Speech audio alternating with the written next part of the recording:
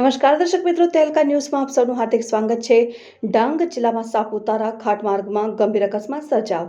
સાપુતારાથી વઘઈ જતા માર્ગમાં પ્રાઇવેટ ટ્રાવેલ્સનો ગંભીર અકસ્માત સર્જાયો।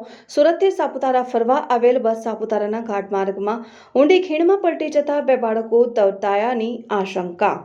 સુરતની Papa Sitaram private travels GJ05 BT 93નો સ્થળ ઉપર ગંભીર અકસ્માત સર્જાતા અફડાતફડીનો માહોલ સર્જાયો। ટ્રાવેલ્સ બસ નીચે બે બાળકો દબાયા હોવાની આશંકા। સાપુતારા ઘાટમાં સુરતની લક્ઝરી બસ ખીણમાં ખાબકી। ઘટના સ્થળે સાપુતારા પોલીસ અને 108ની ટીમ બચાવ કાર્ય શરૂ। લક્ઝરી બસમાં 70 જેટલા પ્રવાસીઓ હોવાનું જાણવા મળ્યું ને ઘાયલોને નજીકના પ્રાથમિક આરોગ્ય કેન્દ્રમાં ખસેડવાની તજવીજ હાથ ધરાઈ। વધુ મદદ માટે ડિઝાસ્ટર ટીમ અને સાપુતારા નોટિફાઈડ ટીમ આ બાબતે ઘટના સ્થળે દોડી ગઈ છે ને શનિ રવિની રજાઓમાં મોટી સંખ્યામાં પ્રવાસીઓ સાપુતારા ફરવા આવતા હોય છે। Reporter Ramesh Mahala, Tehelka news, Dang.